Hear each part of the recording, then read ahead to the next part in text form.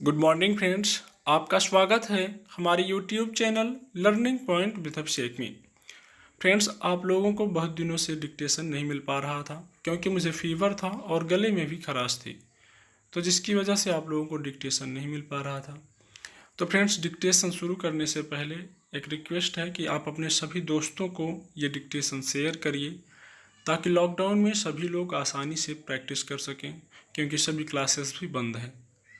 90 शब्द प्रति minute dictation start.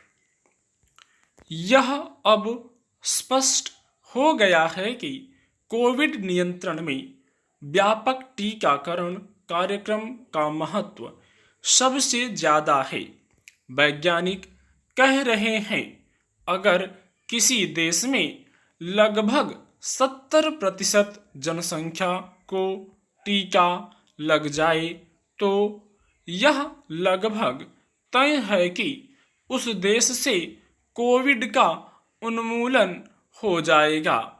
कई देश इस दिशा में तेजी से बढ़ रहे हैं। कुछ देश जल्दी ही पूरी जनसंख्या को टीका लगाने का लक्ष्य पा लेंगे। ग्रेट ब्रिटेन ने तो लोगों को तीसरी खुराक देने की योजना बनाना भी शुरू कर दिया है।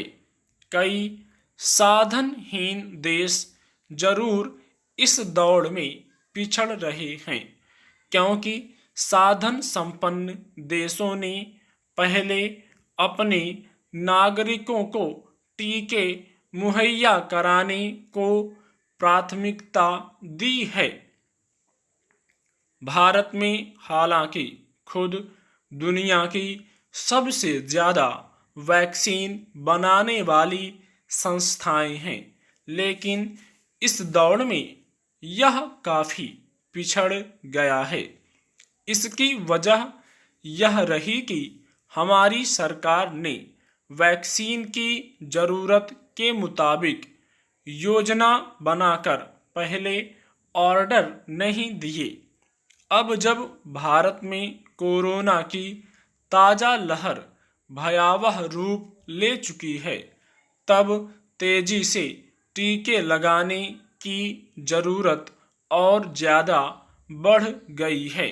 सरकार ने यह एक अच्छा काम किया है कि दुनिया के कई टीकों को भारत में लगाने की मंजूरी दे दी है।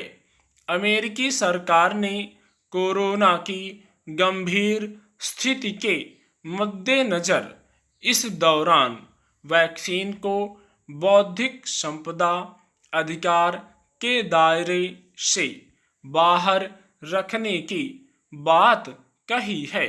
इन वजहों से भारत में टीकाकरण की रफ्तार तेज होगी, लेकिन इन सब का असर जमीन पर दिखने में अभी कुछ वक्त लगेगा।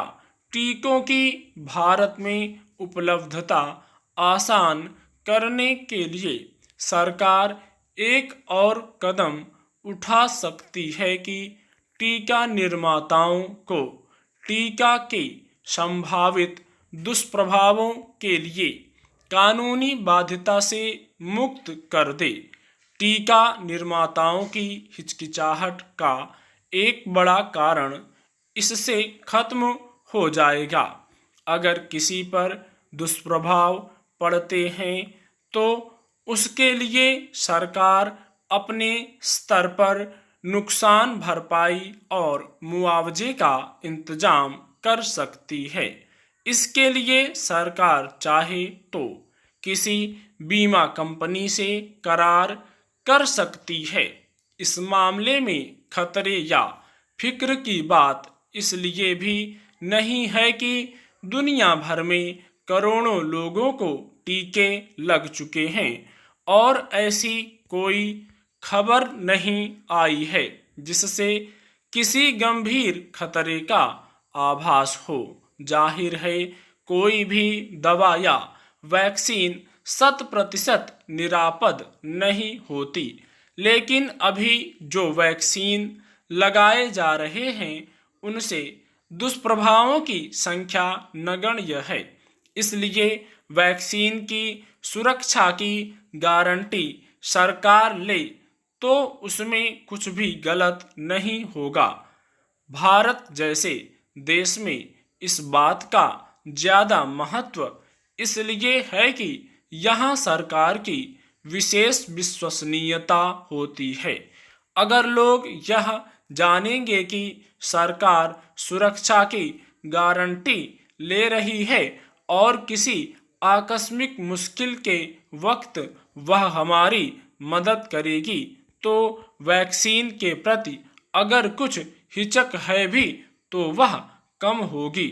वैसे भी आम भारतीयों के लिए किसी कंपनी के बजाय अपनी सरकार से शिकायत करना ज़्यादा आसान होगा। इस तरह यह स्थिति वैक्सीन निर्माताओं के लिए भी ठीक होगी और हमारे नागरिकों के लिए भी।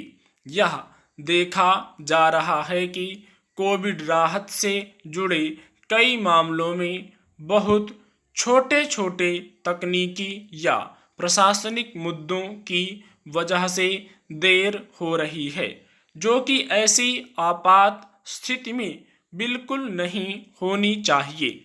इसीलिए सरकार को टीकों की उपलब्धता तेजी से बढ़ाने के लिए जो भी करना जरूरी हो तुरंत करना चाहिए। स्टॉप।